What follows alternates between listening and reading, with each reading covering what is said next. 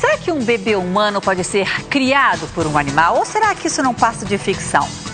Há controvérsia e você vai saber por quê com as histórias impressionantes que nós vamos mostrar agora. A começar pelo caso de um garoto que viveu 3 anos numa floresta africana com um bando de macacos. Um bebê abandonado no meio da floresta. Nenhum homem ou mulher encontra a criança. Ela chora, está com fome. O que ela vai comer?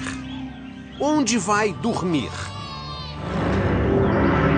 É possível uma criança tão pequena viver longe da mãe?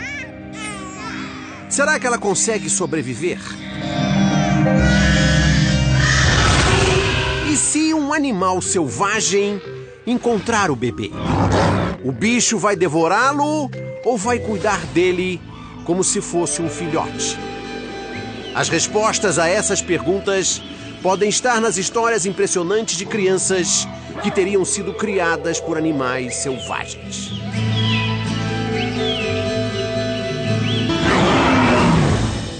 Em Uganda, na África, um bando de macacos cuidou de um garoto de 3 anos que viveu na selva até os 6. Na Ucrânia, uma menina se comportava como um cachorro depois de ser abandonada pelos pais e viver numa espécie de canil por 5 anos. Na Índia, 2 garotas foram encontradas vivas, deitadas na toca de um lobo. Especialistas de várias áreas analisam os casos. Mito ou realidade? Em condições muito especiais poderia acontecer, mas a maioria dos casos são mitos. Na minha opinião, qualquer que seja a idade dessa criança, eu acho que seria impossível. Então, até que ponto essas histórias são verdadeiras? Um caso cheio de mistérios marcou a vida dos moradores de uma vila em Uganda, no centro da África.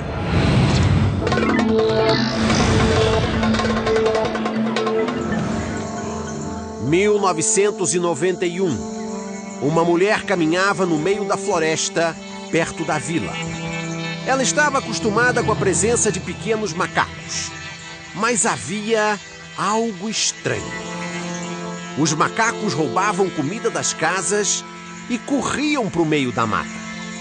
A moça resolveu seguir os animais. No caminho, parou perto de uma árvore. Quando olhou para cima, uma surpresa. Não havia macacos na árvore. Era um garoto pendurado nos galhos. Ele estava sujo, com os cabelos compridos e cheio de pulgas. A moça tirou o menino da árvore, levou ele para casa e deu banho. Essa moradora da vila lembra que todo mundo correu para ver o garotinho de perto. Esse outro vizinho conta que o menino era danado e arranhava quem chegasse perto. Essa moça imita o jeito como o menino andava. Quem era esse menino? De onde ele surgiu? Quem eram os pais dele? A história misteriosa ganhou destaque nos principais jornais do país. Um dia, um morador da vila reconheceu o garoto. Na verdade, o menino da floresta tinha nome: John Sebunia. Ele tinha 6 anos e havia desaparecido com apenas 3 anos. John viveu nessa casa. Ele foi criado pela madrasta depois que a mãe morreu. Ela teria sido morta pelo pai do menino. John teria visto o crime. Há relatos ainda de que o pai e a madrasta maltrataram o garoto. No meio de tanta violência, John não aguentou e fugiu para a floresta. A história de John foi comparada com a de Tarzan. O menino que foi criado por macacos depois que os pais morreram. O romance Tarzan, escrito pelo americano Edgar Rice, se tornou um clássico e foi parar no cinema. Quem não se lembra dos saltos entre os cipós e desse grito animal?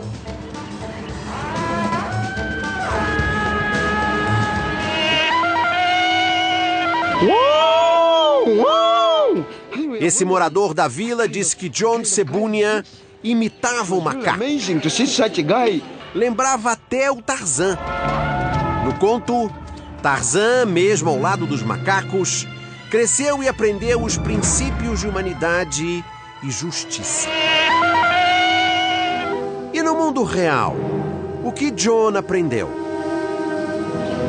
Essa imagem sugere como John era aos 6 anos, quando foi resgatado. Essa imagem é real. John hoje, aos 17 anos. Ele está saudável, aprendeu a caminhar como qualquer pessoa. Logo depois do resgate, John foi levado a um orfanato. Ele conviveu com dezenas de crianças. E mesmo assim, John passou anos sem falar uma palavra. No orfanato, John sofria com o preconceito. Alguns colegas diziam que ele era metade gente, metade macaco. Quem contou essa história foi a Molly, a dona do orfanato. Molly e o marido, Paul, resolveram adotar John e levar o garoto da floresta para casa. No começo, ela teve medo de deixar John perto do filho recém-nascido.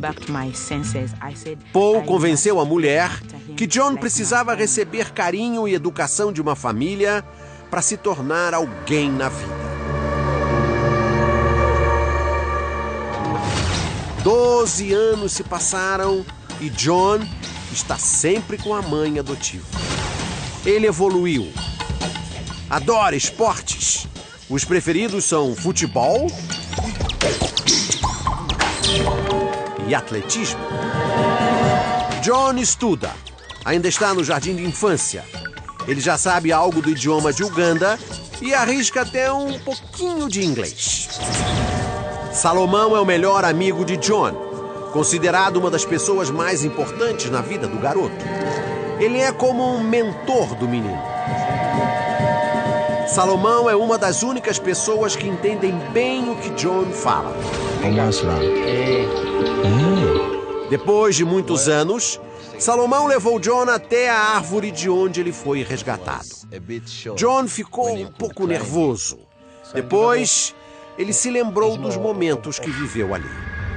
Ele disse que se divertia muito. A brincadeira que mais fazia com os macacos era uma espécie de esconde-esconde. Durante a conversa, alguns mistérios ficam no ar. Como John se alimentava? Onde dormia? Esse é o psicólogo americano Douglas Candland. Ele estuda casos das chamadas crianças selvagens. O psicólogo foi até Uganda conversar com John. O rapaz contou alguns detalhes da sobrevivência na floresta. John contou que dos alimentos levados pelos macacos até a árvore, ele só comia o que sobrava.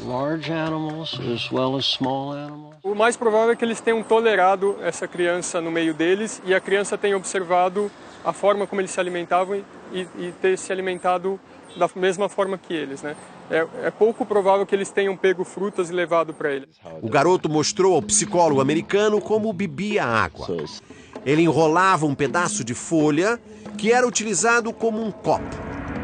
Esses macacos que supostamente criaram esse bebê em Uganda, eles não teriam a capacidade de desenvolver tal ferramenta tão rápido. Recentemente, John fez uma tomografia. Os médicos descobriram uma mancha escura no cérebro dele. Uma lesão exatamente na região que comanda a linguagem. Os médicos acham que John terá problemas de aprendizado para a vida toda. A suspeita de que a lesão tenha sido provocada por uma queda da árvore.